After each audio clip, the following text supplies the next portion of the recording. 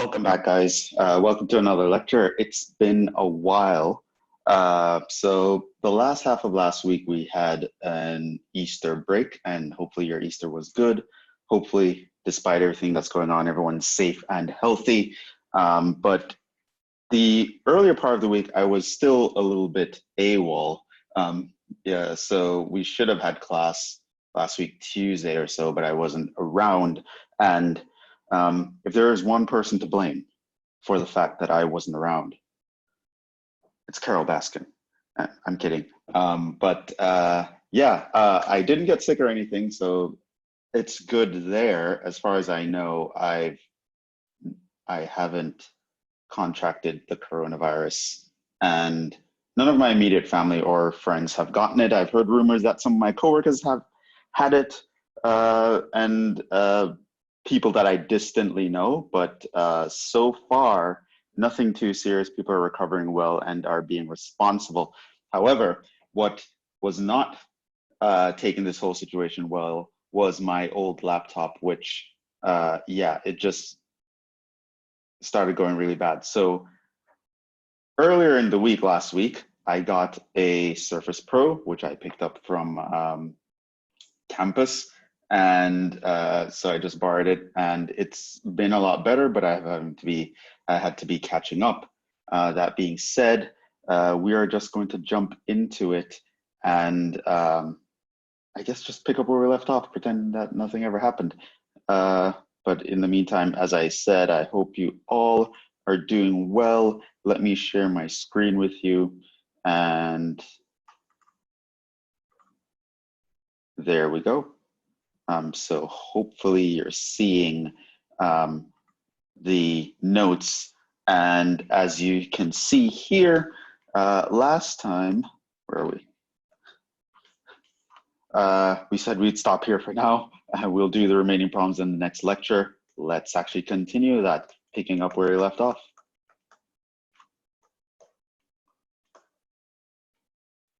So as you can see here, the writing now is different from it was last time. That's because last time was actually on a different computer, and it's a little bit nicer drawing on this one, even though I'm using the same tablet. It wasn't the tablet that was the issue, apparently. It was just the computer I was working on was just too slow. Couldn't handle the graphics needed to just write and take a video at the same time. Without further ado, let's just get into it, because we don't have a long time in this lecture. We only have about an hour or so, so I don't want to spend too much time. Let's actually jump into it. So it's been a while. We've been talking about series. That's what we did last time. If you don't remember, you need to rewatch the last lecture, lecture 29. I believe this is lecture number 30 in Math 1207, section R for spring 2020. And we were talking about some applications of series where we looked at being able to solve definite integrals, especially when our integral was for non-elementary functions, so we didn't know the antiderivative of that. And we could still actually compute a definite integral and approximate it to pretty good accuracy, as you can see. We also did it for another integral. So one application of series that we saw was how useful they are in computing definite integrals. We also saw another application which is pretty useful. You'll see this again in differential equations, complex analysis, other engineering courses, other physics courses, but this is a very important identity. It's called Euler's identity. We looked at that. We derived it last time using series, as you can see, and we derived what is called, quote unquote, the most beautiful equations in all of mathematics, Euler's equation. We looked at applications of using series to expand radicals. So if you had like the square root of 1 plus x squared, all square rooted, that is actually this infinite series. And you could approximate it with two terms that way, which, as we know, most students, when they actually simplify this incorrectly, do not approximate it with quadratic, but rather they approximate it with 1 plus x, which is incorrect on multiple levels, infinitely incorrect, as we came to see. But now I wanted to look at another application before we actually get into the main topic of this class. I want to look at applying series to doing limits. So I'm going to do one example here, and I'll have you guys try the rest of these here.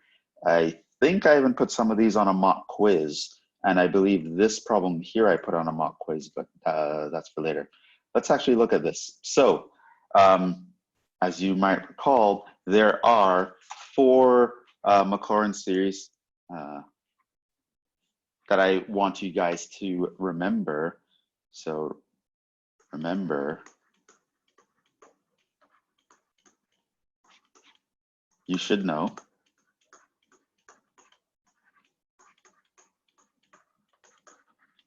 the Maclaurin series for 1 over 1 minus x, e to the x, cosine of x, and the sine of x. Okay, so these are things that I expect you to know, and you should be able to manipulate them whenever necessary. Now let's actually look at this problem right here. Okay, so limits is something that we know how to deal with. We've seen many limit techniques in Calculus 1. If you saw an example like this, now one of the things you might want to do with someone like this is maybe apply L'Hopital's rule. You'd have to actually go through it 3 times to actually get to something that's usable. But we're actually going to do it another way. We're going to look at this guy, and we're going to do it using series.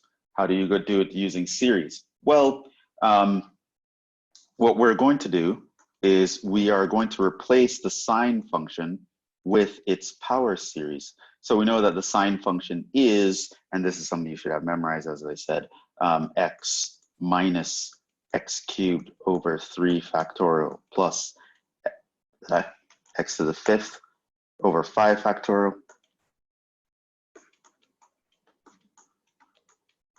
minus x to the 7th over 7 factorial plus dot, dot, dot, etc. Minus x all over x cubed. So that is our actual limit. I just replaced the sine function with its power series. Now what you'll realize here is that the x here and the x here will cancel, and I'd be left over with this guy right here, which now, since there's just an x cubed in the denominator, I can actually divide it into each term. So that's what I'm going to do. Divide into each term.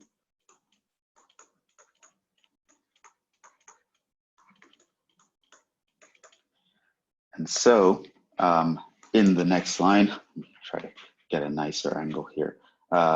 We would have the limit as x approaches 0 of, well, that would be minus 1 over 3 factorial plus x squared over 5 factorial minus x to the 4th over 7 factorial plus dot, dot, dot. And as you can see here, I can let x approach 0, and this will go off to 0, that would go off to 0. Everyone else is going to go off to 0 because they're going to have x's in the numerators. And what do we have left? We just have 1 minus 1 over 3 factorial. 3 factorial is 1/6. So that's actually minus 1/6. So that's pretty cool, I think. And I'm looking at the video here again. Just, it's kind of weird. Let me try to put the video in the center here so that when I look at the video of myself, I can actually look like I'm looking at the camera. Okay, so there's an application of series, a very cool application towards applying limits. I believe I asked this on a bonus, on a mock quiz, on the last mock quiz, but yeah, that's how you do something like that. Try these guys. So try doing these limits, but the trick is, what I'd like you to do is actually try to use series to evaluate them. Okay, so that's very nice. As I said, I'll be saving the notes for what I'm doing here, and I will actually post them. I'll send you guys the link to the notes, even though you should be taking your own notes right now, but just so you know. So yeah, try these for next time. We're not going to go through them, but if you want to ask me in a Q&A or ask me in office hours or whenever, if you want to know if you actually did these correctly, you could Also, by the way, check your answers online. It's been a while, so maybe I should remind you guys how to do that. So there are tons of ways to actually do this.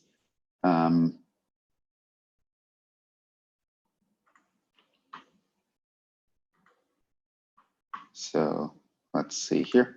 Share this screen. So here we are in Wolfram Alpha. So if you wanted to check a limit, you could go limit as x approaches 0 of, what did we just do? Sine of x minus x divided by x cubed.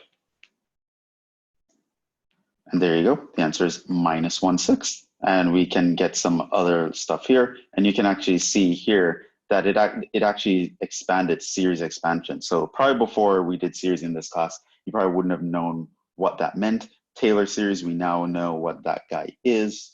But yeah, so you can actually use this Wolfram Alpha or some other system to check your answers.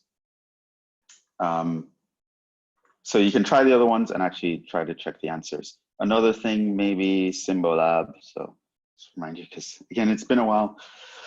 Let's see. So Symbolab is nice because you can have the templates here. And so you can actually literally put in the limit. You can go down here, put in x approaches 0, and then you can go here. We know you wanted a fraction, so you can have sine of x minus x over x cubed, and boom. Now, one thing that's nice with Symbolab, got it, is that it will show you steps if you want it to show you steps. And here it uses L'Hopital's rule, but again, that's just another method of doing it. Yeah, so just so you know. So you can, of course, check your answers to make sure that you're doing the others okay. So try these. Try them the series way, because I know you can do them with L'Hopital's rule. You can probably also, for fun, try them with L'Hopital's rule also and compare the two methods. For someone who's really good with series, this is actually going to be easier and quicker to do than it would be to go through L'Hopital's rule. So yeah. Okay, so that's another application of series to limits. Another application which some of you might not appreciate at this point, is more of a number theory-ish kind of application, and you might use it. There I go, touch my face again. And you can also use this. You'll see this from time to time when you have this obscure math proof where a part of the proof is just them rewriting a number in this infinite expansion just to get a certain result to pop out. And so series provides a way for us to do that, writing things as infinite sums. And there will be a lot of situations, if you're a math major, that you're going to want to do that. So that's another example, another application that I wanted to go through with you guys. That's the 5th application of infinite series. There are many more applications than what I'm showing you guys here, but these are just a few of the useful and cool ones. Here, how about we write E as an infinite sum? So let's look at A. How do you write E as an infinite sum? Well, we know that e to the x is the series, n goes from 0 to infinity, of x to the n over n factorial. We had that memorized. So that is just pretty much 1 plus x squared over 2 plus x cubed over 3 factorial plus da da da.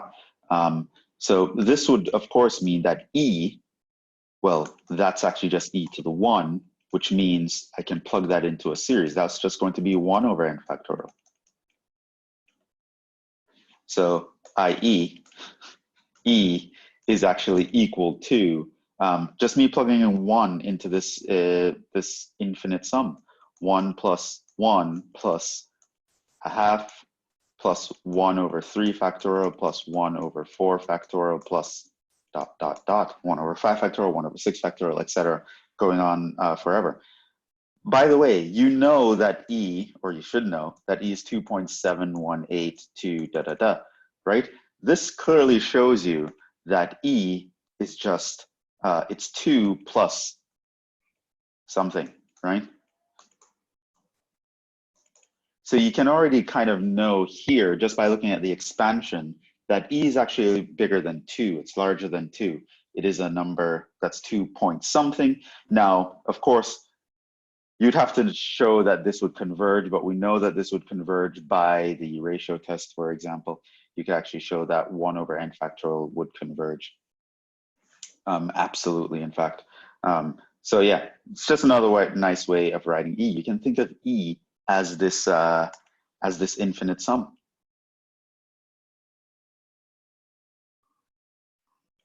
It's 4 factorial, 8 factorial, etc. So that's pretty nice. And you'd be surprised, for those of you who might go into a math major or double major in mathematics, doing things like this will be convenient from time to time. Now, B is another nice example. So we're going to do the same thing like this. What we did here with E, we're going to do it with pi. But in order to do it with pi, the first thing we want to do is to actually find a Maclaurin series for the Arctan function. Now, this is the kind of problem that I would expect you to know how to actually do that on a test. Like this could show up on a test at any given, unlike your second test, something like this. And if I'm not mistaken, I actually asked you this on a on the mock quiz last time. We had 2 mock quizzes since the last time I posted, I think. So yeah, this was probably on one of them. It's been a while since I wrote those quizzes. Anyway, you should know how to actually do this. Now, one way is to actually find the derivatives, plug it into the Taylor series formula, and do it that way. But that is kind of a secondary method, I would say, in this class, in Calculus 2. Chances are, if I give you a function and ask you to find the Maclaurin series of that function, you should be able to use one of your known Maclaurin series functions to find it. Otherwise, if you have to do something like go by the Taylor series formula, I'll probably actually mention it in the problem. Now, some of you might already see what to do here, but the connection here is that we can note that we can get the arctangent, of course, plus some constant by actually integrating something. This is actually the integral of 1 over 1 plus x squared, right? Of course, that's a form that we all remember because, you know, we did it just the other day, remember it like yesterday. So that is a form that we can take advantage of. And so,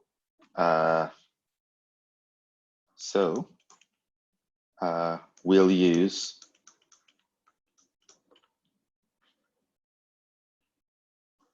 this integral to figure out the answer. Now, what I want to do is I want to actually write this as a series, which you guys should hopefully pick up on the fact that I could write this as 1 minus.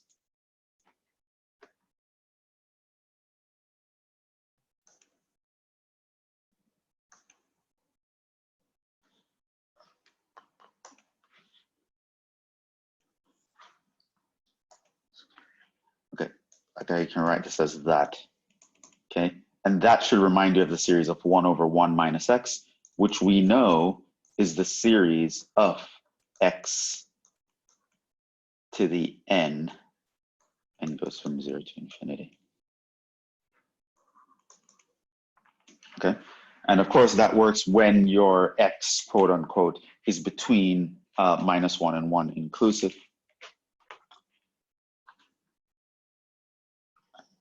I'm touching the wrong mouse here. Okay, so let's actually go down. And we know that because of absolute convergence, at least we have it on this interval, we can switch the series and the integral.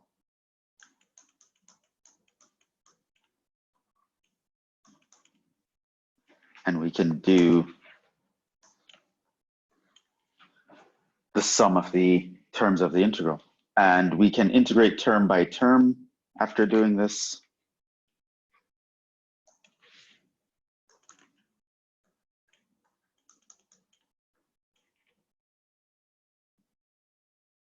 I mean, it would look a little bit nicer. That's kind of bothering me here.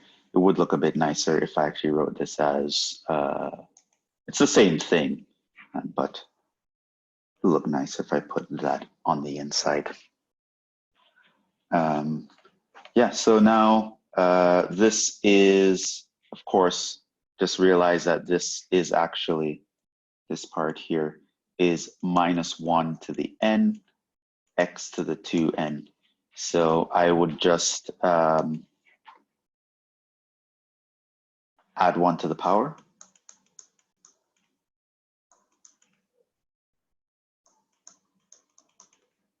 And divide by the new power.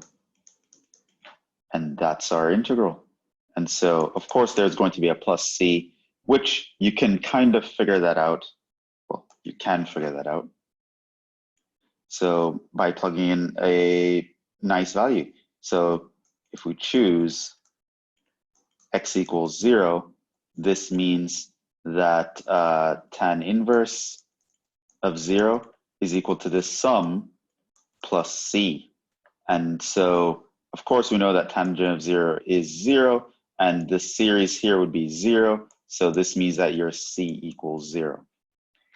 And so it turns out that this is our series, x to the 2n plus 1 over 2n plus 1.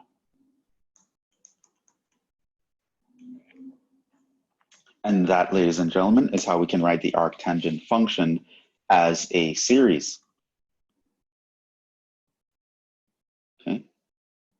So realize a connection with that and something that looks like one of our known series. In this case, I could get it to look like the series for 1 over 1 minus x. Apply the series here. It's absolutely convergent on a certain interval. On that interval, I can switch these x values.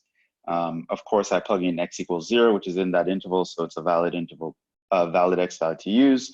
And I could figure out that I could write arctangent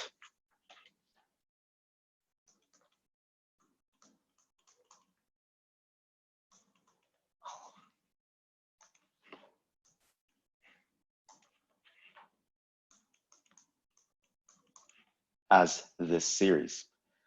So that was B part 1. Moving on to B part 2. Evaluate the above at x equals 1.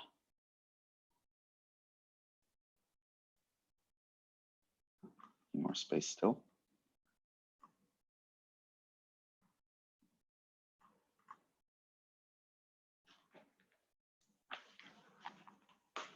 So B part 2.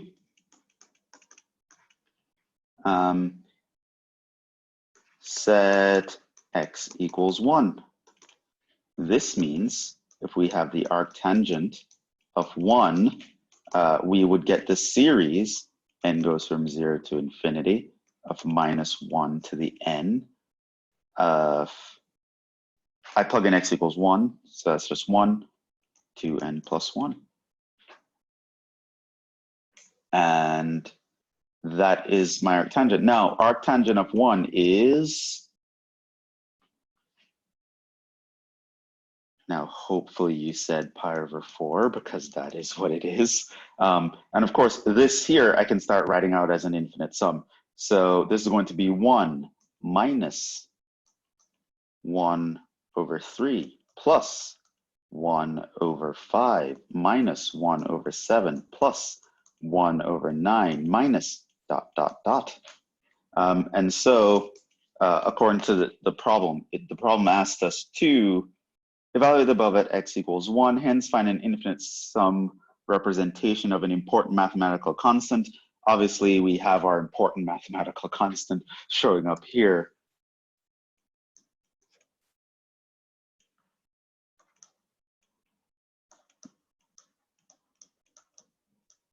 The important mathematical constant.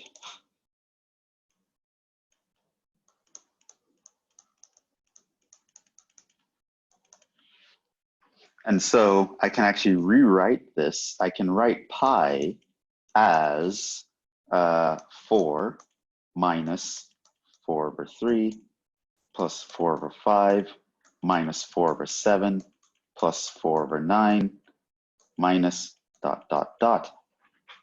Now, a couple of things you can realize here.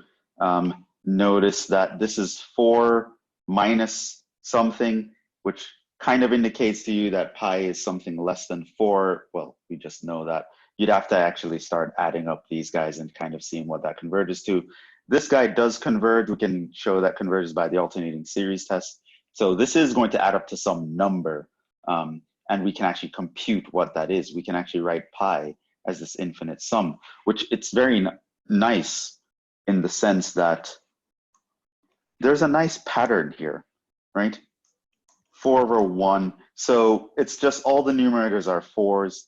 The denominators are the odd integers, and then you alternate the signs. It turns out that's one way you can write pi, which is pretty cool. And there are some contexts in which you might want to do that, and it'll actually be very useful for you. But I think that's just actually a pretty cool thing to be able to figure out. And this is one way in which you could figure it out. Yeah. So that ends our adventure with series. So I pretty much wanted to wrap up some of the loose ends that we left in the last lecture, and that was that. Just to recap again, I posted notes of everything we did above here, but just to recap, some of the most important things that I want for you guys in this section. One is problems like this. You definitely should know that. I'm definitely going to ask you problems like that, where I ask you to find the Maclaurin series of some function. Now, on one hand, it might be a function that you can use one of the 4 known power series to actually figure out. Hold on, I think my internet was freezing. I just saw something. Twitch. Okay, so it might be one of the 4 important power series that I actually got to remember that you can actually use to figure out what the Maclaurin series is. If not, you can go worst case scenario. Should I put the notes here? Yeah. Worst case scenario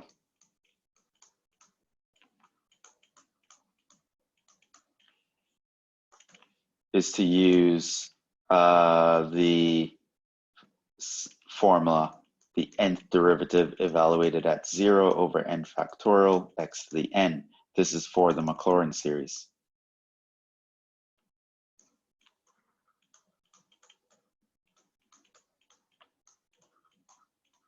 And we spoke about what it means for that series to converge, when it's going to converge, where it's going to converge. Well, it's always going to converge because it's a power series, but where it will converge, what does that mean? Does this actually represent the function?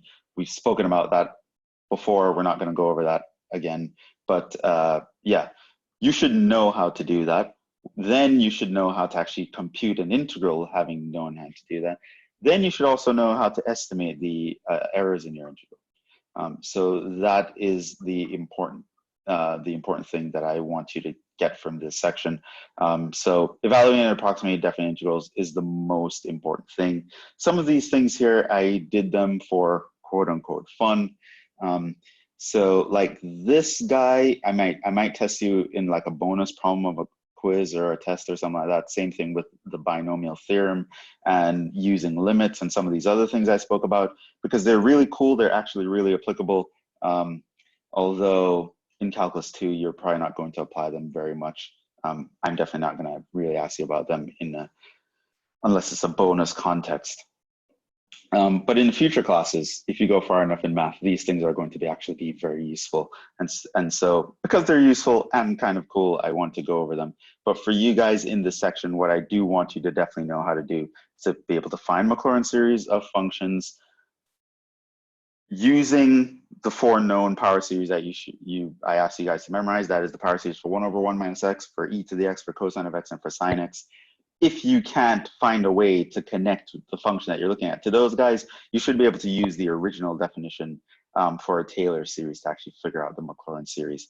And I actually did examples of that. I actually derived the Maclaurin series for e to the x and for cosine of x for you guys. So you can actually use that method as well.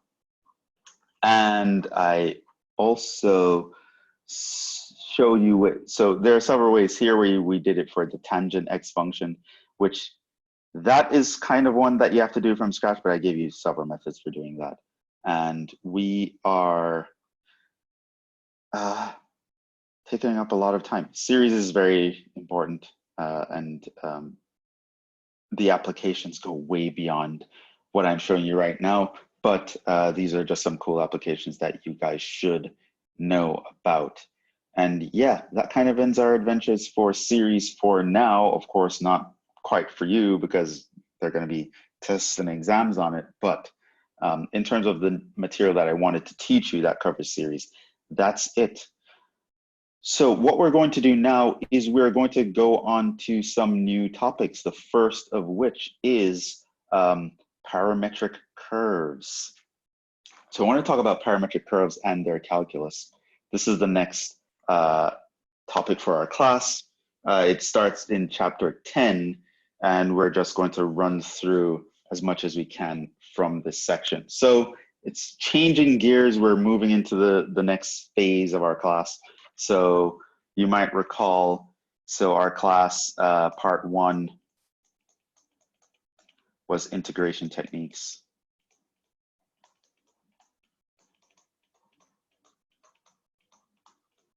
And part 2 was series. Part 3 is going to be what we're going to do now. We're going to talk about parametric curves.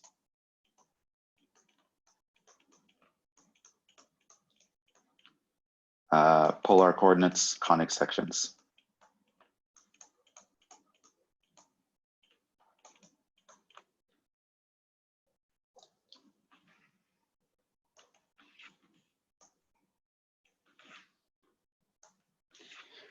Polar coordinates, conic sections.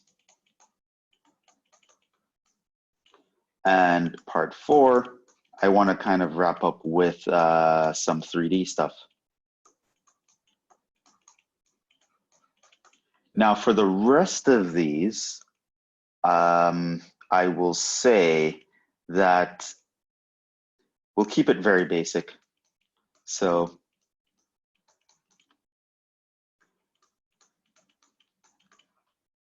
a lot of things I'm going to actually ask you guys to ignore in these topics. I'm going to teach you the things that I think are very important for you to know for parts 3 and 4. So in some sense, I would say just in terms of computation and just raw calculations, we've actually covered the harder part of the class already. Now we're going to wind down.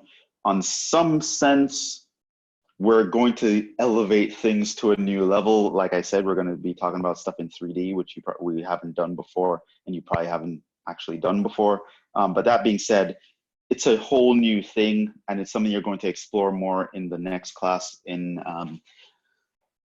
multivariable calculus. So I'm really going to keep things basic and just kind of give you an introduction to these things. But you're really going to delve more into them in the next class.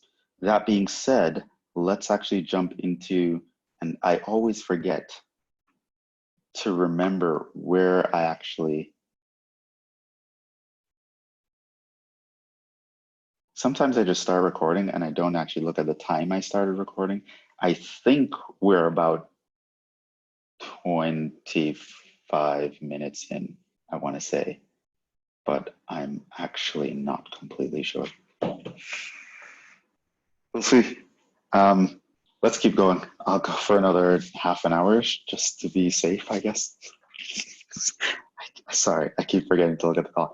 Okay, so we'll keep things basic. We're going to go through these two new sections. So it's just introducing a lot of new ideas to you guys, which are actually very important ideas. So we're going to talk about the idea of a parametric curve. So a lot of new definitions, a lot of wordiness here, but it's just me kind of explaining to you, just writing on some notes. We'll do some examples. I left space for examples here. But I want to introduce this new concept of a parametric curve to you guys. That's the next phase. So we're used to seeing curves in the XY plane in their scalar form. So the scalar form is a guy that looks like that. So something like y equals x cubed. That's the equation of a function. We know that is the curve that looks like that. Or x squared plus y squared equals 4. That's in the scalar form of an equation. We know that that guy is a circle, specifically a circle of radius 2. Okay, but sometimes it's actually convenient to think of each variable independently as functions in their own right. That is, you want to think of x and y as being the dependent variable, and in terms of some other variable, say t, that we'll call a parameter, which is I introduced down here. So we can think of x as some function of this other variable and y as some function of another variable, right? And you might want to think, well, why do we want to do that, Jhevon? Why do we want to make our lives more complicated than it has to be? Why do we have to think of these guys? Well, you've seen this before.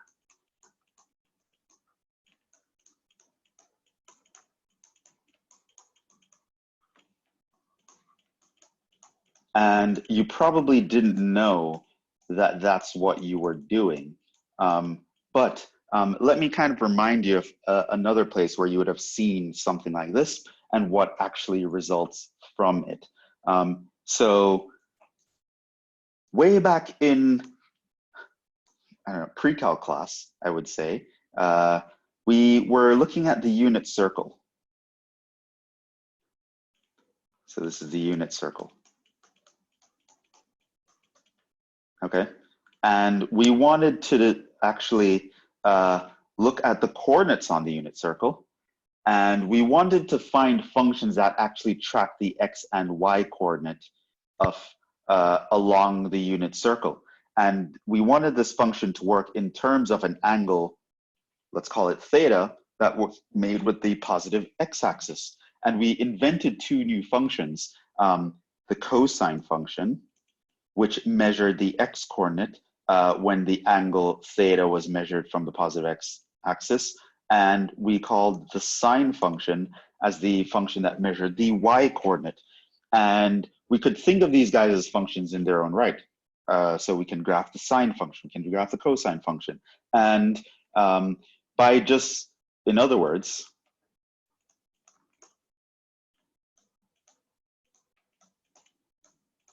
we set x equals some function and y equals some function, okay? So this is us thinking of the x-coordinate and the y-coordinate as functions in their own right.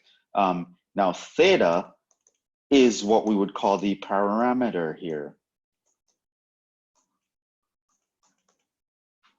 And by doing this, boom, what resulted from that? Trigonometry.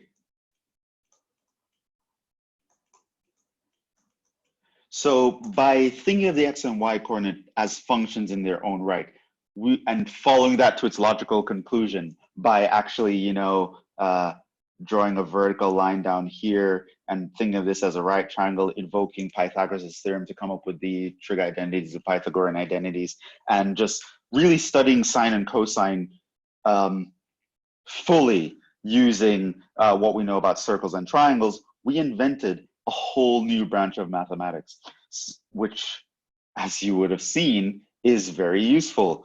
We've been using trig ever since. And what I really want you to understand is the kind of thing that I just mentioned we wanted to do here is exactly the kind of thing that we did to invent trigonometry, to invent a whole new branch of mathematics that was highly useful. So why would we even want to do this? Well, here's an example of why we'd want to do this. But what we want to do now in Calculus 2 is just take a look at this kind of treatment, but far more generally, something that can work in a larger, more general context. The idea of just being able to track the x and y coordinate independently for whatever reason and using different kinds of functions, it can be very useful. So that is what I want to talk about in this section. So this is talking about parametric curves. What is a parametric curve? So this is the kind of the idea that we're going to piggyback on. This is what I want you to have in mind as a canonical example of what we can accomplish by actually doing this. So just to go through some more definitions, and I'm just going to read along here because really it's just me introducing the terminology. If you define your x and y by x is this function of t and y is this function of t, the variable t is called a parameter. And the equations x of t and y of t is called parametric equations. So in this case, these guys, the x equals cosine theta, the x equals cosine theta, y equals sine theta, these guys are called parametric equations.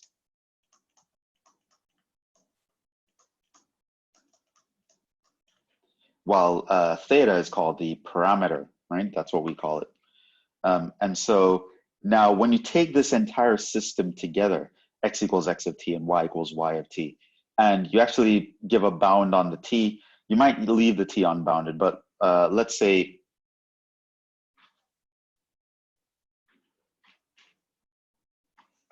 hello. I saw the video twitching again, so I'm not sure if we've got frozen in place or not. Okay, so once you take a set of parametric equations and you give their parameter a boundary, you develop what's called a parametric curve. And so the parametric curve will literally be the curve of you actually plotting out these guys. So in this case, we can think of this as a parametric curve. Right? If we're looking at it as x is a function of theta and y is a function of theta, namely the cosine of theta and the sine of theta. Okay, so that's it. One thing I want you to know, and this is something that we will look at a little bit later, is that it is possible to go from a scalar version of a curve to a parametric version of a curve, and this is called parametrization of the curve. So, for example,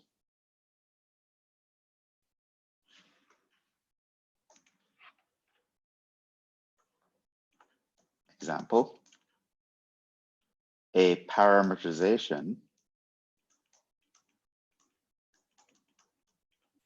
of the unit circle, x squared plus y squared equals 1, is I can set x equals cosine of theta, I can set y equals the sine of theta, and I can say my theta would go between 0 and 2 pi. That is going to trace out the unit circle, which when you graph that in the xy plane, we understand it to be this. So this is the scalar version of the curve. This is the parametric version of the curve. So once I track my x and y independently, let them be functions in their own right, I get what's called a parametric curve. And then I can say, if I start with this and then come up with this set of equations here, I can say I parametrized the curve, or I found a parametrization. One thing that's very important is that parametrizations are not unique. There are many ways to parametrize a given curve, and I'll show you some examples of that moving forward. Later in the lecture, I'll show you some examples of that. But yeah, so parametric curve develops when we want to track the x and y coordinates separately. And of course, we can do this even in higher dimensions. So once we go into 3 dimensions, we should be able to do this with a 3rd coordinate and a 4th coordinate and a 5th coordinate. And going up to, we can do this in general. But for now, let's just keep it in the xy plane with the variables x and y. Once you track them independently, you get parametric equations where this new variable that you're tracking them in terms of is called the parameter. And the system here is called a parametric curve. Okay. What I want you to get now, what we're going to do is actually look at how we would go about sketching parametric curves. So suppose we're given this curve here, x equals 2 minus t, y equals 3 plus 2t, and t goes between 0 and 1. How would you actually go about sketching this curve? So let's actually do that.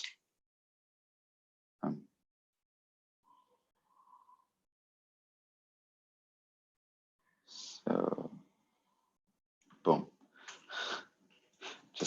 So we're going to do this new thing now.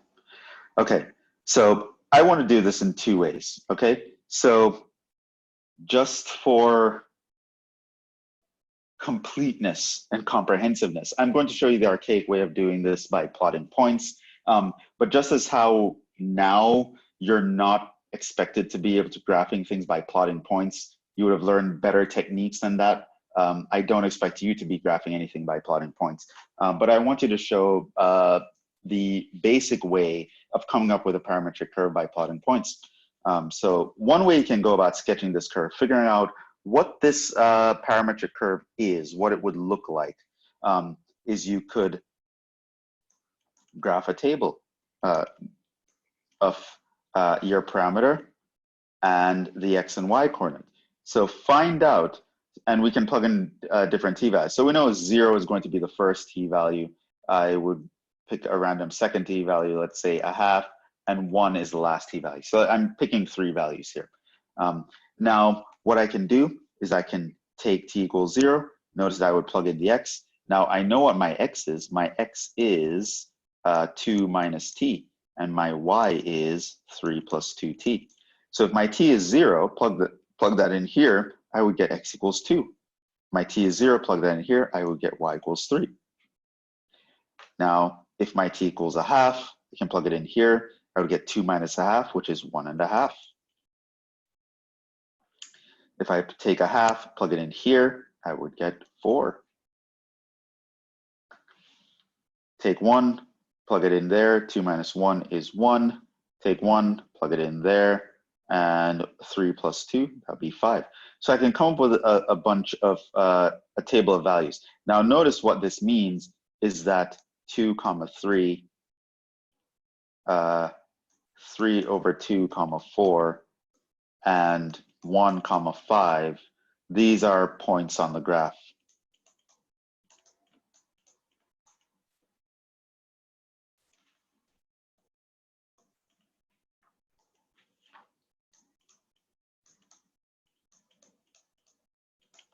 And I could literally just go now and just plot points and figure out what this graph would actually look like. So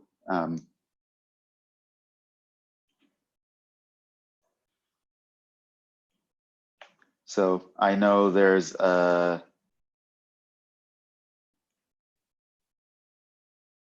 2 comma 3. So there's this point. Then I would have like a 1.5 comma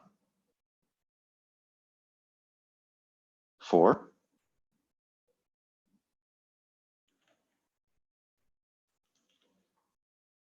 And then I would have a 1 comma 5. So I can plot out these points here, and then I can figure out what the curve would look like just by connecting the points, just as we always did. And that's it. So you'll notice that this actually connected things along a straight line. That's a straight line, so you can notice.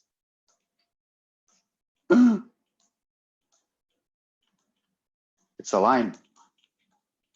It's a line, a line. Okay, all right, yeah, it's too late. It's actually a line, or specifically what's called a line segment.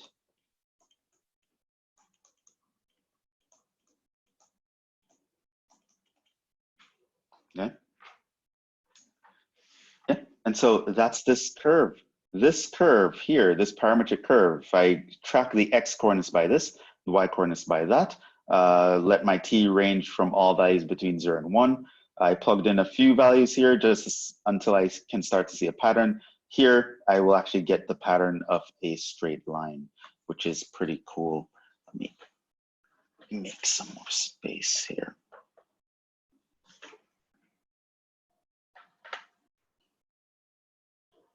And it's kind of in an awkward position.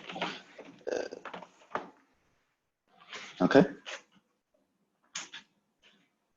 All right, so that's the line. So that's one way you could actually do it. So this was method 1.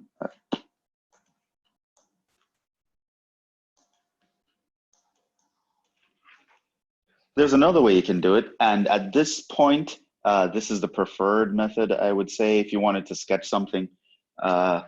So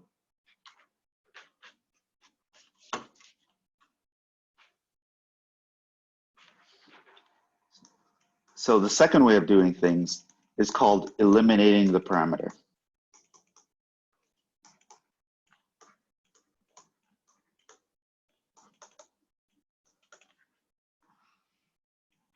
So we knew that x was 2 minus t. We knew that y was 3 plus 2t.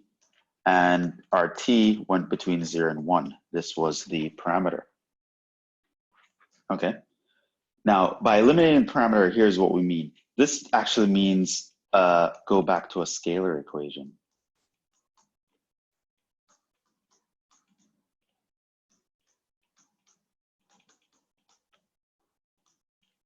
By getting rid of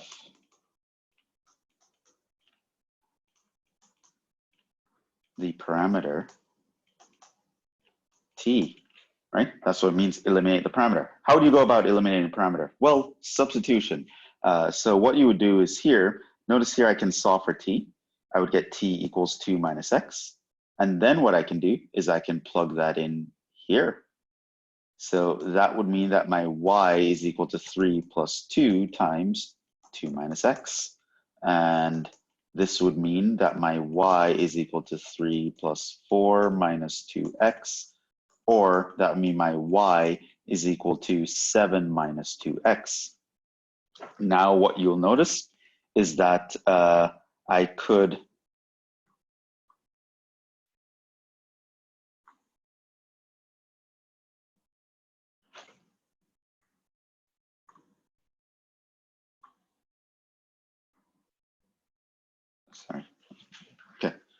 I could now graph that because 7 minus 2x, we now know that is a straight line. I can actually graph that.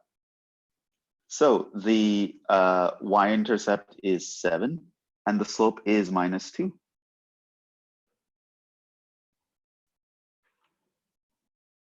So it's just a line going like that. Now, what I want to know is the endpoints. Notice from this also, I can talk about the endpoints. Of course, when t equals 0, I get that my x is 2 and my y is 3. And when t equals 1, my x is 1 and my y is 5. We computed that before. So I know that there was a point here. This was the initial point or the starting point. But by the way, I did actually define that up here. Did I? Yes, here. The curve describes a graph with initial point blah and terminal point blah, right? So if you want to find the endpoints, you just plug in the parameters. So, you know, I typed all this out. I don't want to read it word for word off the thing. I actually did. Okay. So that's the initial point here, which we know is going to be 2, 3.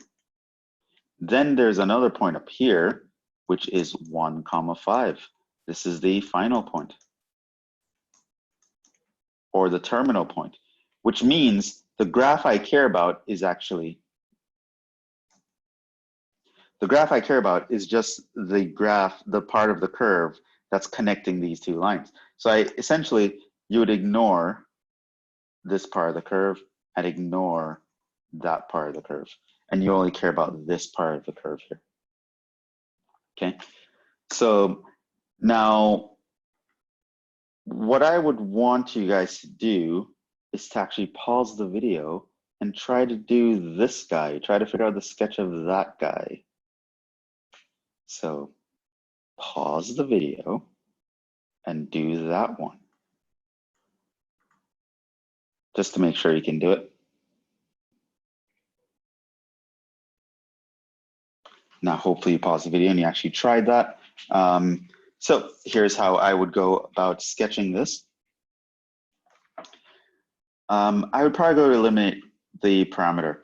Now, I could solve for the parameter from either one of these guys. Now, if I do it here, I'll get a plus or minus radical. It's kind of annoying to deal with. So I'd rather actually do it here. I can solve for t. T is going to be x minus 1 all over 2. This means that my y is going to be t squared.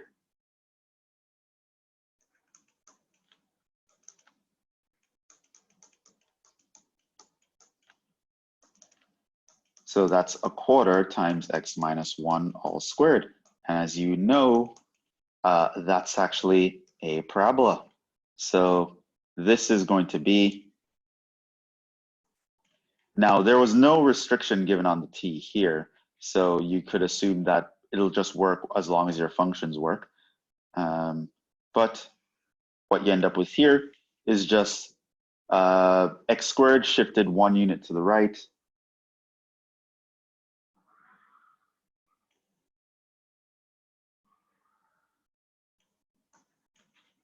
And that's your curve. So that's the sketch of this parametric curve. It's just another way of writing this parabola.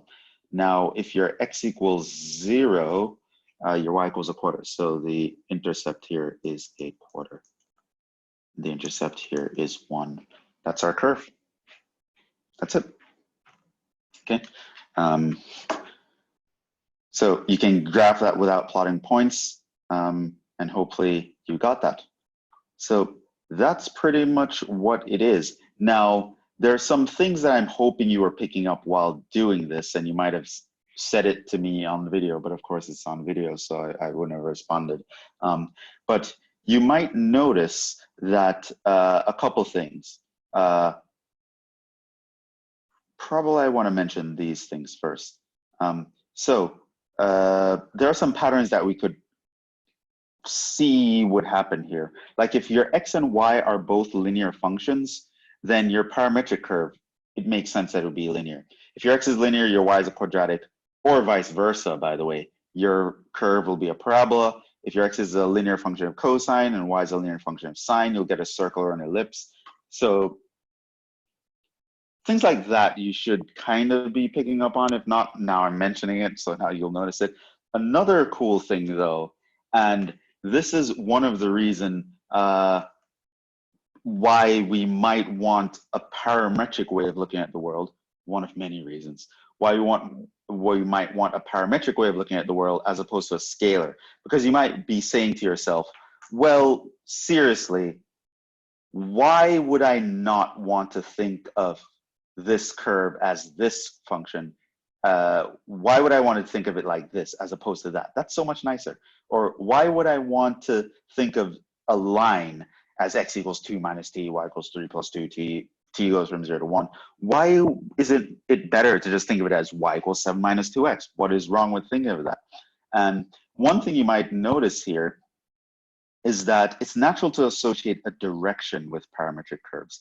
Meaning, when I went here and I mentioned this is the initial point, that is the final point, it kind of implies that I'm actually creating movement along this curve. It kind of implies that there's an implied direction.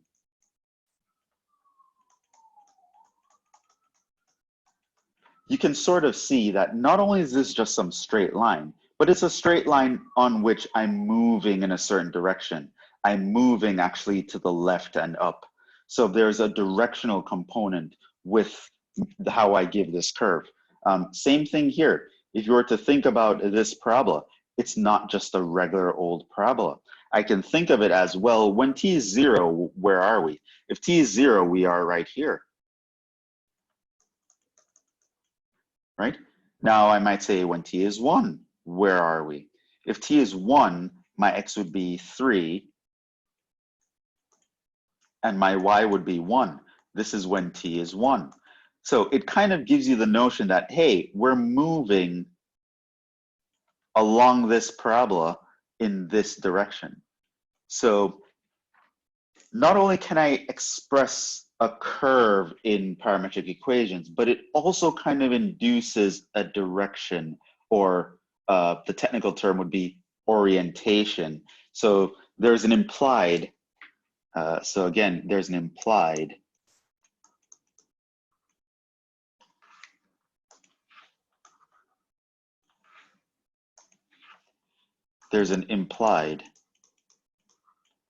direction. or sometimes it's referred to as orientation. That comes along with a parametric curve. You can kind of see as t increases, we're moving to the right.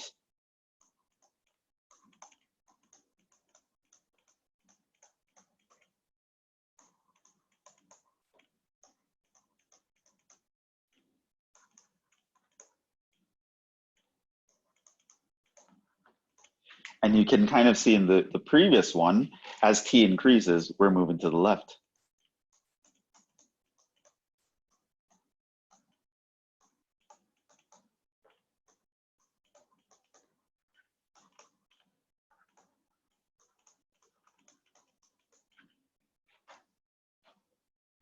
Okay, so not only can I express these curves in this new way, but it's superior to the old way in which we would think of these curves, as in I can also talk about a direction being associated with the curve, an orientation being associated with the curve, and that has all sorts of applications, which we're not going to talk about. But in your next class, are you going to talk about them? Probably not, but definitely you've probably already seen this kind of idea being used in your physics classes.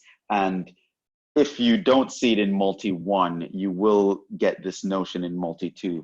Orientation of a curve or a surface is going to be very important in multi-2.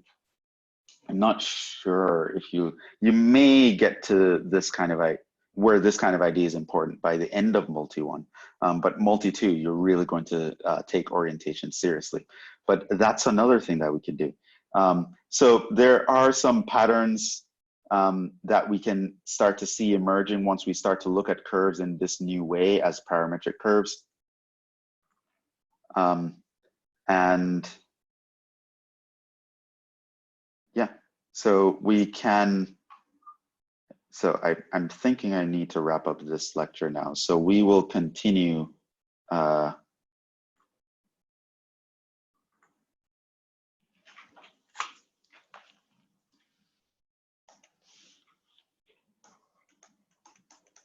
we'll stop here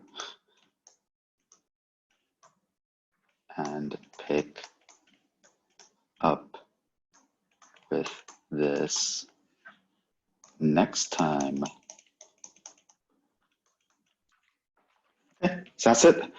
So it's been a whirlwind, but we really didn't have time to kind of ease our way back into it. So what you should remember from this lecture is, of course, how to deal with series, which we've been doing for weeks. I've given you guys a couple mock quizzes on it.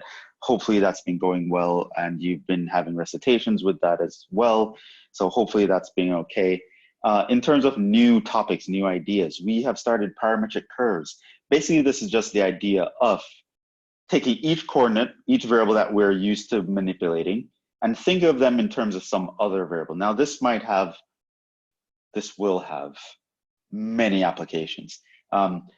Not only can we talk about curves in terms of direction, or just by isolating what is the x coordinate doing and the y coordinate doing separately, but we could invent entire new branches of math like we did with, actually, trigonometry is essentially the result of setting up parametric equations. And there are many other situations like that.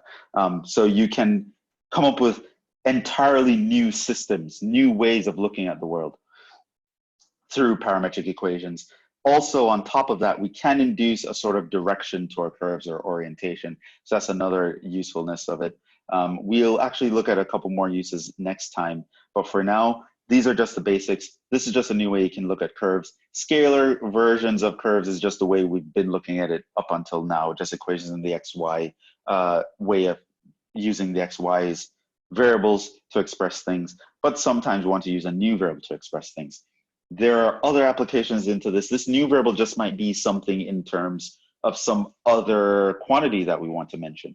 So for example, X and Y are usually positional variables, right? Your X measures your horizontal distance from some reference point, while your Y measures some vertical distance. You might not be concerned with location, but more concerned with the time, like when are we at this location? So you might introduce a new variable, t, which stands for time. As you can probably guess, this is an application that we use in physics and engineering all the time, as well as some other circles. So there might be reasons that we don't want to think of things in terms of the old variables that our problem was set up in. We might care about new variables at some point in time, and we want to measure the old variables in terms of those new variables. At other times, we just want a different way to express the curve, a different way to look at it, because one, we might want to induce a direction or an orientation on the curve. We might also want to invent just a whole new way of looking at the world, like trigonometry, like polar coordinates, which we'll talk about, and some other things as we will find out. And you'll come to find out that when we are in 3 dimensions or higher, parametric curves are indispensable. Thinking of curves in this way in particular is going to be very important, and we'll get to that pretty soon. So it turns out that this guy, like something like x squared plus y squared equals 4, isn't really what you think it is. We'll talk about that. But for now, hopefully this was clear so far. If it's not clear, don't be afraid to send me your questions. Drop them down in the comment section, or if you're my students, you know how to reach me through email, and we can go over this. But we'll stop there. We didn't get, like I said, hopefully that wasn't too difficult. These are new topics. We're starting from scratch, starting from the beginning. So I really want to introduce a new way of looking at the world to you, and we're starting from the basics. So it's not very computation intensive, but there are a lot of new concepts. Please read through these notes more carefully, take your own notes as well, and hopefully you can pick up on that. We will pick up with this next time. And until then, good luck, stay safe, stay home, flatten the curve, all that good stuff. I don't know when I'm going to see you guys again. Hopefully I do. But by the time, I mean, finals are early May, early to mid-May. I don't know. We'll see. We'll see. But otherwise, I hope you guys are all safe. You're all happy. I will be back. I have better equipment now. Had some hiccups tonight, which is very odd. I don't know if I was actually clicking something while I was doing it, but yeah, I'll see you guys in the next one.